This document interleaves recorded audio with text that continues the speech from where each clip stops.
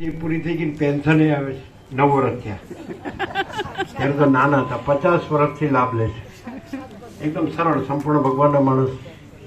એમના બા બાપુજીએ લાભ લીધો, એમના ભાઈઓએ લાભ લીધો, એમના ગામે પણ લાભ લીધો, લોધરાએ બધાએ લાભ લીધો. હાજો લોધરા બધા સરળ. બોડિયા મહાદેવ બધા આવતા, નાના હતા ને ભણતા, એકદમ સરળ, સંપૂર્ણ ભગવાનના માણસ, રિટાયર્ડ શિક્ષક.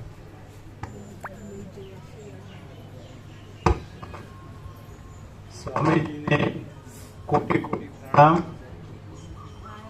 સર્વને જય પ્રભુ. ગુરુચરણમાંથી નીકળેલી ઉર્જા હૃદય પરિવર્તન કરી નાખે છે.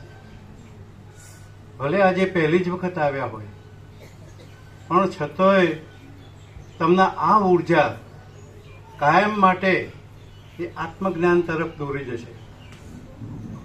આપણને કોઈક રોગ થયો હોય અને સારા સ્પેશિયાલિસ્ટ અથવા ડિગ્રીધારી ડૉક્ટર પાસે આપણે જઈએ છીએ, એમ આપણે જ્ઞાન મેળવવું હોય તો પણ ગમે તેવા ઉપદેશક જોડે ના જવાય.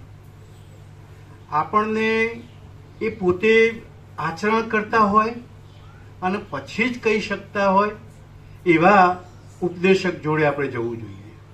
અને એ ઉપદેશક હવે ક્યાંય શોધવાની જરૂર નથી, અહીં આપણને મફતમાં મળી ગયેલા છે.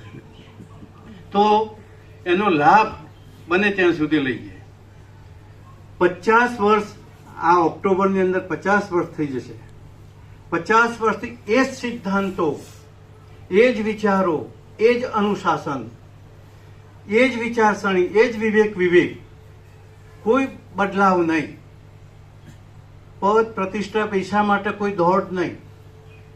બસ આ સિર્ફ પ્રકાશ પ્રકાશ પ્રકાશ. સૂર્ય પાસે જઈએ તો અંધકાર મળે નહીં, એમ અહીં સહેજ પણ આપણને અજ્ઞાન મળે નહીં. નિંદ્રામાંથી જાગીએ પછી સ્વપ્ન છે એ ખોટું સાબિત થાય છે. એમ આત્મજ્ઞાન આપણને પ્રાપ્ત થાય પછી આ ભૌતિક સંસાર છે, એ ભૌતિક સંસાર એનું આપણને મહાસ્વપ્ન જેવું જ દેખાશે. આ વિચારસરણી આપણને અહીંથી જ મળશે, અહીં જ પ્રાપ્ત થશે. અહીં આપણને આ છેલ્લા ફેરામાંથી છોડાવવા માટે જ આપણને અહીં આત્મજ્ઞાન આપવામાં આવે છે. એક ટૂંકું દ્રષ્ટાંત છે કે મથુરાની પાસે 50-60 કિલોમીટર દૂર બાંકે બિહારીનું મંદિર હતું. એ કોણે બનાવ્યું એનો એક જૂનો ઇતિહાસ હતો. તો એ એક વેપારી હતા, ખૂબ જ લોભી હતા. અને એ લોભી વેપારી એક પણ પૈસો કાઢે નહીં, કોઈ આવા પ્રસંગોમાં પણ એ કાઢે નહીં, એટલા લોભી હતા. હવે એ જમાનામાં એમને વરસાદનો સમય હતો, નદી ઓળંગીને બહાર વેપાર કરવા જવાનું હતું. આવતી વખતે એમને જોડે ઉઘરાણીના પૈસા હતા અને એમને એમ થયું કે સાંજ પડી ગઈ, વરસાદ પડેલો છે, નાવડીવાળો પણ જો જતો રહેશે તો અહીંથી પેલી બાજુ જવાશે નહીં.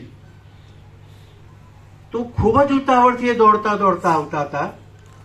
તો એ પણ દોડતા હતા, પેલો નાવિક પણ બોલતો હતો, ભાઈ જેને આવી જવું હોય આવી જાય, આ છેલ્લો ફેરો છે. બીજી વખત બોલ્યો કે જેને આવી જવું હોય આવી જાઓ, આ છેલ્લો ફેરો છે.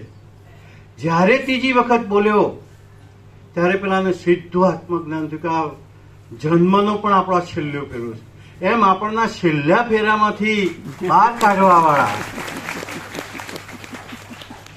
એ અહીં સાક્ષાત વશિષ્ઠ રૂપે આપણને મળેલા છે. આપણે એનો ચોક્કસ એ લાભ લેવો જોઈએ. અને એ પોતે પૂર્ણ પ્રકાશવાળા છે. એનું પણ એક નાનું દ્રષ્ટાંત આપું કે 80-90ના દાયકામાં જ્યારે પેલા નવા નવા ફોન આવ્યા ને, આપણે આમ ચકેડા ફેરવતા હતા.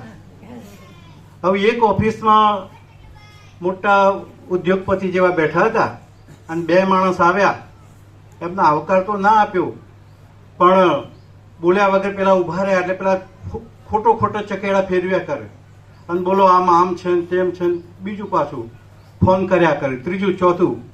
પેલા કે ભાઈ અમારી વાત તો સાંભળો કે સાંભળો, હું બીજી છું, પણ તમે કોની સાથે વાત કરો છો? અમે તમારા ટેલિફોનનું જોડાણ કરવા આવ્યા છીએ અને તમે પરમાત્માની વાતો કરો છો. જેને પરમાત્મા સાથે કોઈ સંયોગ જ થયો નથી એવા ગુરુઓ જો આપણને ઉપદેશ આપવા આવી જશે તો આપણને ઉતરશે નહીં. પણ અહીં તો જેના તારે તાર જોડાયેલા છે અને એવા ગુરુ આપણને જો અહીં પ્રાપ્ત થાય મફતમાં તો આપણો બેડો પાર થાય. જય પ્રભુ.